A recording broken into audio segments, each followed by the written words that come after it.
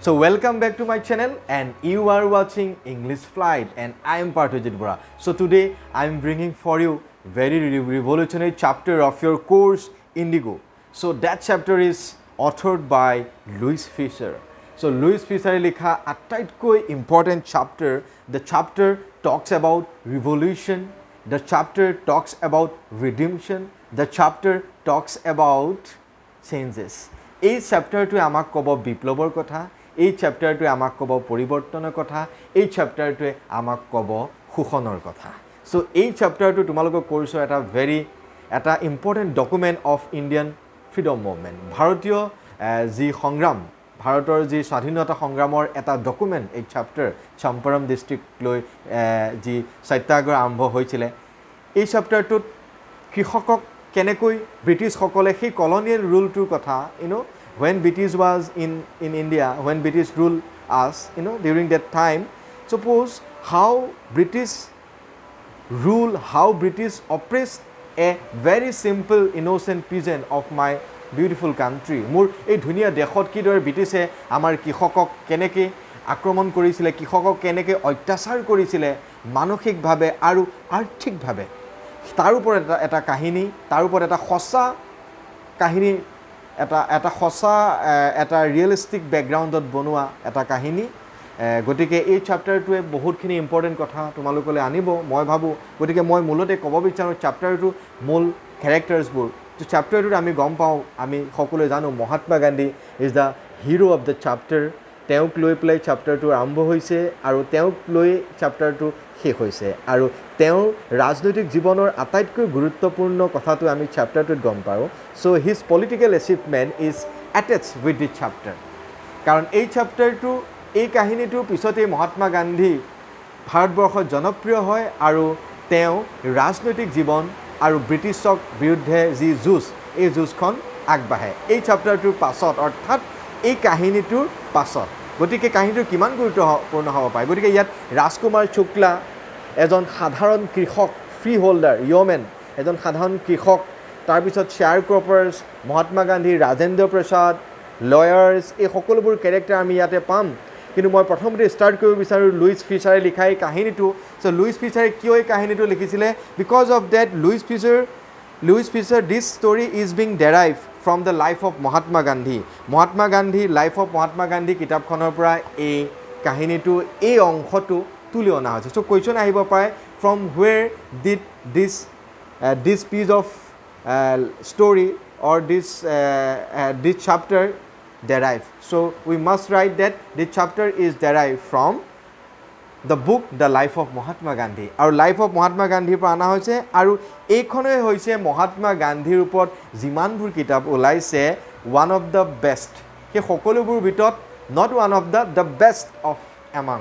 So' best of all the books written on Gandhi's life, গান্ধীৰ জীৱনক লৈ লিখা সকলোবোৰ কিতাপৰ ভিতৰত আটাইতকৈ গুৰুত্বপূৰ্ণ কিতাপ এইখন আছিলে আৰু তাক অভিহিত কৰিছিলে টাইমছ এডুকেশ্যনেল ছাপ্লিমেণ্টে কৈছিলে এইখন শ্ৰেষ্ঠ কিতাপ। এতিয়া আমি কাহিনীটো আৰম্ভ কৰোঁ। চেপ্টাৰটো ভেৰি ৰিয়েলিষ্টিক। আমি এইখিনিতে কওঁ যে আমাৰ ভাৰতবৰ্ষত যেতিয়া এই কাহিনীটো যিহেতু ইণ্ডিগো, নীল খেতিৰ ওপৰত কাহিনী, যে আমি কওঁ যেতিয়া ব্ৰিটিছ ভাৰতলৈ আহিছিলে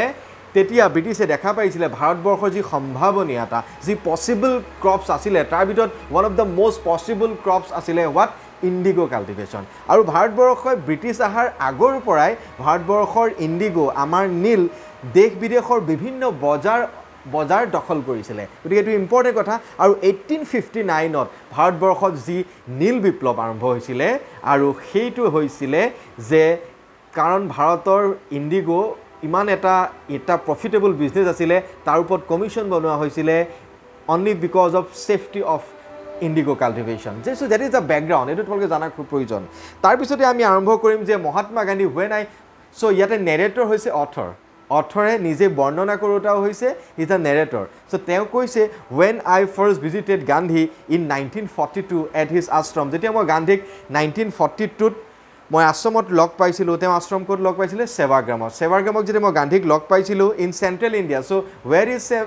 Sevagram? Central India, that means মধ্য ভাৰতৰ কথা কৈ আছে। তেওঁ গান্ধীয়ে তেতিয়া আমাৰ লুইচ ফিচাৰক কৈছিলে, কি কৈছিলে? I will tell you how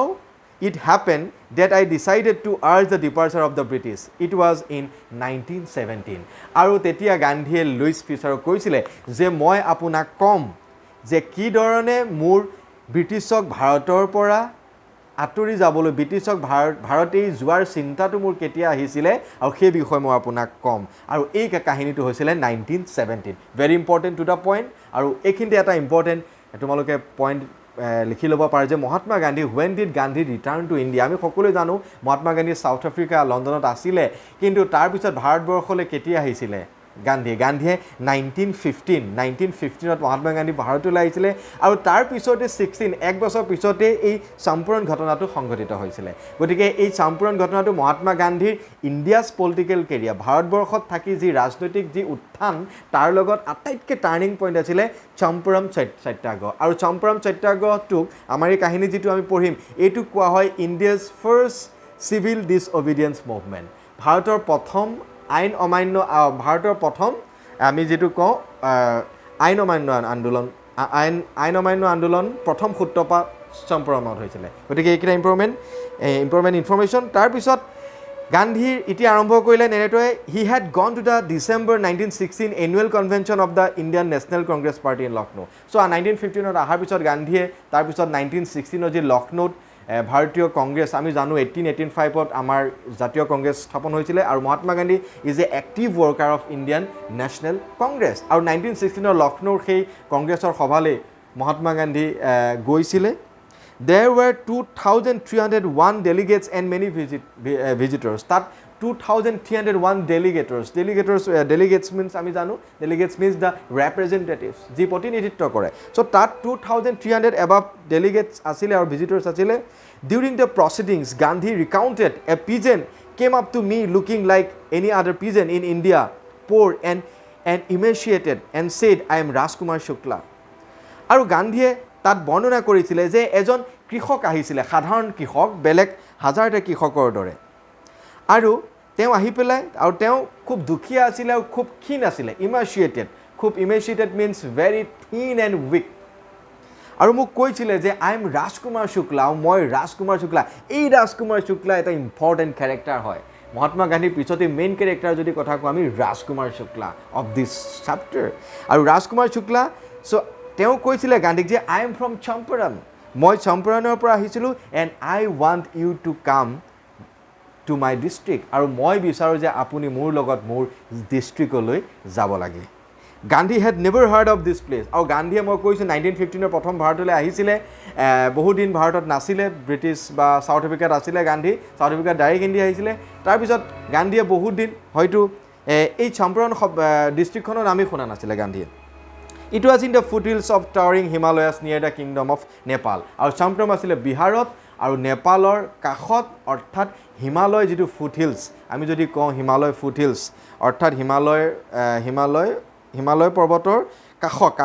দাঁতি কাষৰীয়া অঞ্চল বুলি আমি ক'ব পাৰোঁ আৰু সেইখনে আছিলে Champaran one of the districts of বিহাৰৰ ডিষ্ট্ৰিক্ট বৰ্তমান so' under an ancient arrangement the Champaran peasants were sharecroppers যে এটা পুৰণি যেতিয়া ব্ৰিটিছে ভাৰতবৰ্ষক ৰুল কৰি আছে সকলোবোৰ ব্ৰিটিছৰ কথা মতে চলিছিল আৰু ব্ৰিটিছৰ এৰেঞ্জমেণ্ট মতে এটা প্ৰাচীন এৰেঞ্জমেণ্ট মতে according to the lodge of British যে চম্পাৰণৰ পিজেণ্টবিলাক শ্বেয়াৰ ক্ৰপাৰ্ছ আছিলে চ' এতিয়া নতুন টাৰ্ম এটা তোমালোকৰ মাজলৈ আহিছে what is the meaning of sharecropper so' sharecropper means who share their crops to its other as a part of their rule as the part of the law যে আইন মতে যিসকল কৃষকে নিজৰ খেতিৰ আধা অংশ মানে লেণ্ডলৰ্ডক দিবলগীয়া হয় আৰু খেতিৰ অংশ তেওঁলোকে মালিকক দিবলগীয়া হয় তেওঁলোকৰ নিজা মাটি নাথাকে তেওঁলোকক শ্বেয়াৰ ক্ৰপাৰ্ছ বুলি কয় চ' মানে তেওঁলোকে ক্ৰপছটো শ্বেয়াৰ কৰে very simply Rajkumar Shukla was one of them আৰু ৰাজকুমাৰ শুক্লাও শ্বেয়াৰ ক্ৰপাৰ্ছৰ মাজত এজন আছিলে কিন্তু ৰাজকুমাৰ শুক্লা নিজৰ মাটি আছিলে দেই হি ৱাজ এ ইয়'মেন হয় একচুৱেলি তেওঁ শ্বেয়াৰ মানে ক্ৰপটো যদি শ্বেয়াৰ কৰিছিল but he has on land he is a free holder বুলি ক'ব পাৰি ইয়'মেন বুলি ক'ব পাৰে বা ফ্ৰী লেণ্ড হোল্ডাৰ বুলি ক'ব পৰা যায় হি ৱাজ ইলিটাৰেট তেওঁ ৰাজকুমাৰ শুক্লাৰ কোনো ধৰণৰ ফৰ্মেল এডুকেশ্যন নাছিলে লিটাৰেট নহয় he was illiterate is the opposite meaning of literate তাৰমানে তেওঁ শিক্ষা খুব বেছি নাছিলে he had came to the Congress session to complain about the injustice of the landlord system in Bihar আৰু তেওঁ কংগ্ৰেছ ছেছনটোলৈ কোনটো ছেছনলৈ লক্ষ্ণৌ ছেছনটো কেতিয়া হৈছিলে 1916 when Mahatma Gandhi visited সেই ছেছনটোলৈ যেতিয়া ৰাজকুমাৰ শুক্লা আহিছিলে কিয় আহিছিলে in order to complain against the injustice happened in his district Champaran by the British rulers or British landlords or rulers বিলাকৰ দ্বাৰা যি অবৰ্ণনীয় inexplicable torture and inexplicable operation চলি আছে অবৰ্ণনীয় সেইবোৰ কংগ্ৰেছক জনাবৰ কাৰণে সেই বিশেষ ছেছনটোলৈ 1916 সেই বিশেষ ছেছনলৈ ৰাজকুমাৰ শুক্লা আহিছিলে somebody had probably said speak to Gandhi আৰু তেতিয়া সেই কথাখিনি কোনোবাই হয়তো ৰাজকুমাৰ শুক্লাক কৈছিলে so better to go to Gandhi যে তুমি ইয়াত কোৱাতকৈ তুমি মহাত্মা গান্ধীৰ ওচৰত যোৱা গান্ধীক গৈ কোৱা তেওঁ at least তোমাৰ সলিউশনটো উলিয়াই দিব so আমি একেলগে গম পাইছো next paragraph to Gandhi told Shukla he had an appointment in Kanpur ইয়াতে CAWNPORE কানপুৰ আছে সো এইখিনি সময়ত এটো লেখা হৈছিল যেতিয়া ব্ৰিটিছ সকল ভাৰতত আছিল সো তেনেকুৱা প্ৰেক্ষাপটত আৰু এজন ব্ৰিটিছে লিখি আছে গতিকে আমি এটো বুজিব লাগে যে কানপুৰ মিন্স কানপুৰ ঠিক আছে সো কানপুৰৰ কথা কোৱা হৈছিল তেতিয়া গান্ধীয়ে শুক্লাক কৈছিল যে মোৰ কানপুৰত এখন এপইন্টমেন্ট আছে and was also committed to go to other parts of India আৰু গান্ধীয়ে ভাৰতবৰ্ষ বেলেগ পাৰ্টছলৈ যাম বুলি কথা দিলে অলৰেডি সো শুক্লা accompanied him everywhere গতিকে শুক্লাই গান্ধীৰ পাছে পাছে গান্ধী জলৈকে গৈছিল আফটাৰ কানপুৰ আৰু শুক্লাও গান্ধীৰ পাছে পাছে গৈছিল then Gandhi return to his ashram তাৰ পিছত গান্ধীয়ে আশ্ৰমলৈ ৰিটাৰ্ণ কৰিছিল নিয়াৰ আহমেদাবাদ আমি জানো আহমেদাবাদ গুজৰাটৰ তেওঁ আশ্ৰমলৈ যেতিয়া গান্ধী ৰিটাৰ্ণ কৰিছিল শুক্লা ফলোড হিম টু দা আশ্ৰম চোৱা সেইকাৰণে শুক্লাক ৰিজলিউট বুলি কৈছে ৰিজলিউট মানে ফাৰ্ম এণ্ড ডিটাৰমাইন কি এটা বস্তু ধৰিলে কেতিয়াও এৰি নিদিয়ে গতিকে শুক্লা গান্ধীক আশ্ৰমলৈকে গান্ধীৰ পাছে পাছে গৈছিলে কিমান ইণ্টাৰেষ্টিং কথা কাৰণ he was so resolute he somehow managed to bring Gandhi to his district Champaran interestingly for weeks he never left Gandhi's side আৰু এক সপ্তাহ ধৰি শুক্লাই গান্ধীৰ লগ এৰা নাছিলে so fix a date he begged আৰু লাষ্টত কি গান্ধীক কি প্ৰাৰ্থনা কৰিছে যে গান্ধীজি আপুনি মোক ডেট এটা ফিক্স কৰি দিয়ক একবাৰ only once you come to my village to my district interesting impressed by the sharecropper's tenacity and story Gandhi said I have to be in Kolkata and such a date come and meet me and take me from there আৰু এই ৰাজকুমাৰ শুক্লাৰ দৰে এজন সাধাৰণ কৃষকৰ যি টেনাচিটি যি এগাৰনেছ ব্যগ্ৰতা আৰু উন্মাদনা দেখি গান্ধীয়ে ক'লে ঠিক আছে মই কলকাতাত থাকিম আৰু মোৰ কলকাতাত মিটিং থাকিব আৰু এনেকুৱা এটা ডেটত তুমি কলকাতালৈ আহিবা আৰু মোক সেই কলকাতাৰ পৰা মোক তোমালোকৰ ডিস্ট্ৰিক্ট বিহাৰ চম্পাৰণলৈ লৈ যাবা ঠিক আছে সো মন্থs passed মাহ বাগৰিল Shukla was sitting on his haunches at the appointment spot in Kolkata when Gandhi arrived. আৰু যেতিয়া গান্ধী শুক্লা বহি আছিলে haunches মানে আমি যেটো ভেজা দি পেলাই এনেকৈ বহি থাকো বেণ্ড সিটিং বুলি কোৱা পায় সিটিং বেণ্ড তেনেকৈ শুক্লা বহি আছিলে আৰু তাত আহি পেলাই গান্ধী যেতিয়া পাইছিল হি waited till Gandhi was আৰু গান্ধী ফ্ৰী নোহোৱালৈকে গান্ধীৰ বাবে ৰৈ আছিলে কলকাতাত then the two of them boarded a train for the city of Patna in Bihar আৰু তাৰ লগে লগে গান্ধীয়ে আৰু শুক্লাই বাহিৰে কলকাতাৰ পৰা চম্পাৰণ অৰ্থাৎ তেওঁলোকৰ টাৰ্গেট অৰ্থাৎ বিহাৰ এতিয়া বিহাৰ আৰু চম্পাৰণ ডিস্ট্ৰিক্টলৈ পাটনালৈ গুচি গৈছিলে চিটিলৈ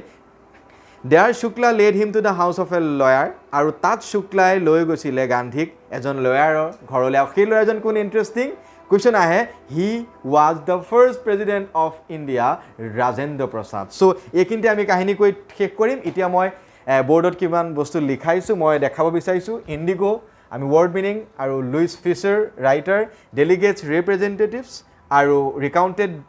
ডেছক্ৰাইব পিজেন্স ফাৰ্মাৰ আৰু emaciated abnormally thin resolute firm tenacity eagerness sitting bent posture trouble tenant yeoman freeholder sharecropper যে হুজ শ্বেয়াৰ্ছ দেয়াৰ ক্ৰপছ চ' ইমানেই আছিলে ভিডিঅ'টোত আমি নেক্সট ভিডিঅ'ত আমি লগ পাম so' for the new learners subscribe my channel